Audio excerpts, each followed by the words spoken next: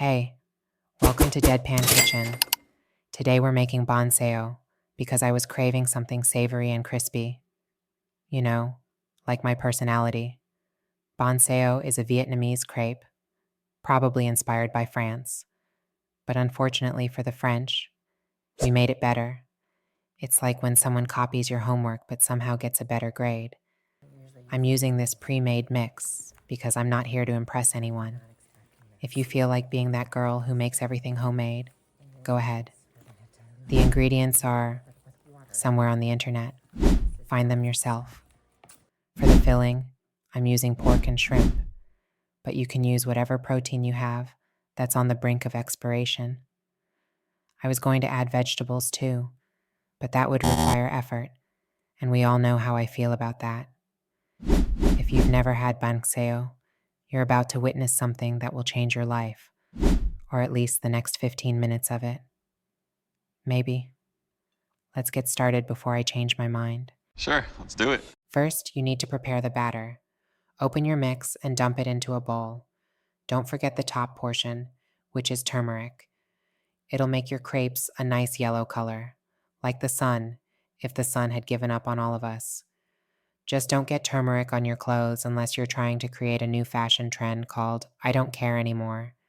It stains worse than my past regrets. Next, you need coconut milk. Open it up. Ta-da! I should have shaken this beforehand. But planning ahead isn't really my forte, as my therapist would tell you if I had one. Dump that in. Now, usually you would add some scallions if you want to pretend this is healthy. But we all know that's a lie. We tell ourselves to feel better about our choices. Stir with whatever instrument you have available. Use a whisk, use a fork, use your emotional baggage, whatever works. This is becoming too doughy. I don't usually use this brand, so I wasn't expecting it to betray me like this. How can I ever trust you again? But then again, betrayal is the one consistent thing in my life. In this case, we're going to dilute it with water. This is live, so, you got to adjust. Add a little more water to get a consistency that doesn't look like regret. Yes! Yes! Yes! You don't want it too thick. You don't want it too runny. Just a nice consistency. Not quite like pancake mixture. That's too thick. It should be runnier, like my motivation on Mondays. We're looking for a consistency kind of like this. Nice, sort of runny batter. Now let it sit for at least 10 to 15 minutes, or 30 minutes. Or you could just leave it and move on with your life. It's what I do with most of my problems. While the batter questions its existence, grab your pork. Mine was in the freezer because I buy my stuff at Costco. If there's ever an apocalypse, you know you're going to be stocked up on meat. That's called being prepared for the end times. Unwrap it from its bloody container. And if you're not using fat, well then, it's officially your recipe, not mine. Because we all know everything tastes better when there's a little bit of fat on there. That's probably why, if there's ever a zombie apocalypse, fat people will probably be eaten first. Not because they're slower, but because they'll probably be tastier. You're going to cut this meat into thin slices. No rhyme or reason to it. Just keep going. If you have shrimp, go ahead and devein them. Or do what I did and be smart. Just buy them in a bag at Costco, already deveined, and keep them in your freezer until the day you decide to actually cook something. Defrost them in some cold water like I did. Look, they melt within seconds. It's like magic, but with less glitter and more disappointment. Banh Xeo is one of my favorite dishes whenever I go to Vietnam. It's fun to eat. It's one of those dishes where it's crunchy, it's greasy, it has herbs and fish sauce. It's just, I don't know, it's one of those dishes I really crave. If you haven't tried it, you're definitely missing out. Because, in Vietnam, we're famous for our banh mi, our sandwiches, and our pho. But if you're not having Banh Xeo, what are you doing with your life? Because if you think crepes from France are amazing, you have not tried Banh Xeo, Vietnamese crepes. Now you can season it with some garlic powder if you want to. Add a tiny bit of pepper, a tiny bit of salt, and just mix it up on the cutting board because I'm running out of dishes. Who has time to wash things between steps? Not me. Here's that shrimp that I told you about. All frozen, deveined, deshelled, soaking in some water. Do whatever you want with it. Literally, it melts within seconds. Banh Xeo is one of those dishes where cooking is usually the last thing because you have to cook and feed it one by one, like children, except these are actually grateful for what you give them. Now that the pan's hot, add a little bit of oil. You don't need a lot, because if you had the fat on the pork, then you're not going to have this issue. The fat renders out and becomes its own cooking medium. Nature's gift to us all. Stir it up pretty quickly.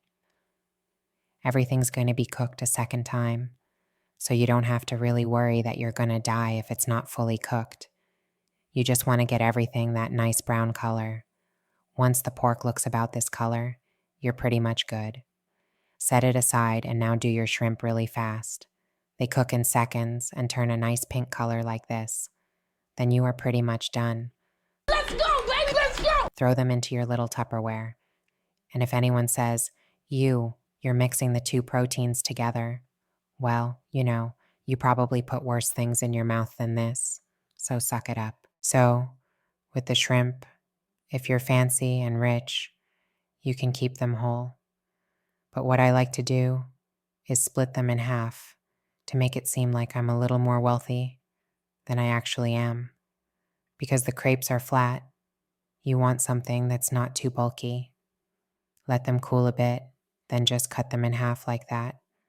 Go along that tailbone or that tail bag of the shrimp, whatever you want to call it. I don't know. I'm not a marine biologist. Then just set these aside with your pork. Now let's check on our batter. If it's a little solid at the bottom, just make sure you stir it up a bit. You can use either a ladle or just whatever is at hand. Remember, you want it like a runny batter. If you need to add a little more water, feel free. It's not the usual batter I like to use, so I have to adjust as best I can. We'll see how this turns out. Heat your pan to medium-high heat. Get it nice and hot. I'm just going to use this olive oil spray, but I really want to get a lot because, I'm not trying to win a beauty pageant here. I'm trying to win at life through excessive oil consumption. Throw in some of your meat. I don't really use too much because I like the batter a bit. Do you? Do as much or as little as you want for the toppings. Spread it out like so. Put a little bit of shrimp in there. Stir it up a bit. Mix that in. Now that everything's in place, take your batter and pour a thin layer right in the middle. Spread it around in a circular motion to form a nice thin layer. You can kind of see how it's crisping right around the edges. That's good.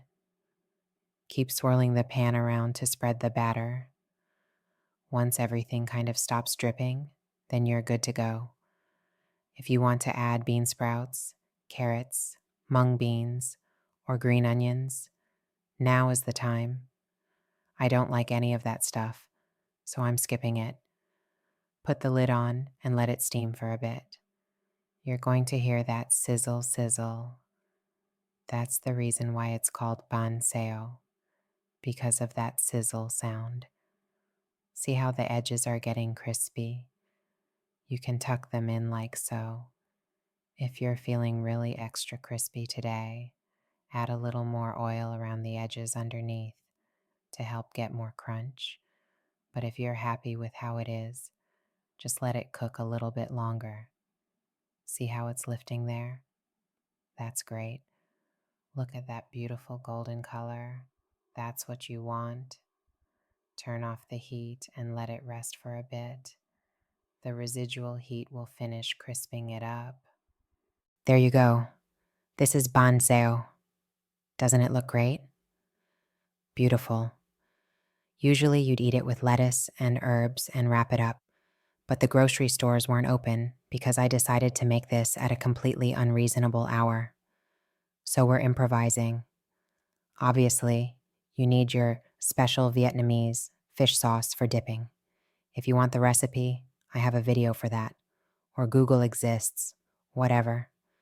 You'd usually grab it with your fingers and rip it up. It's kind of hot, so be careful.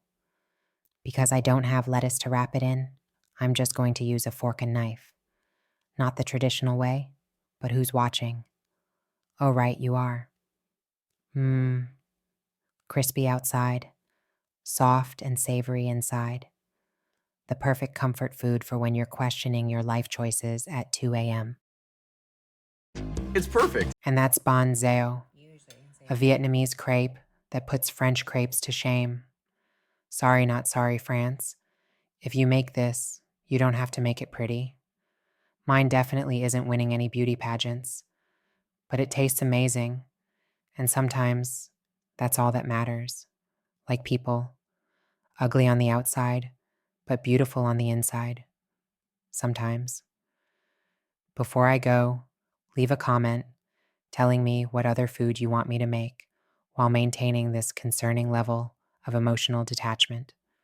Maybe something with fewer steps next time. Or don't comment. The void doesn't care either way.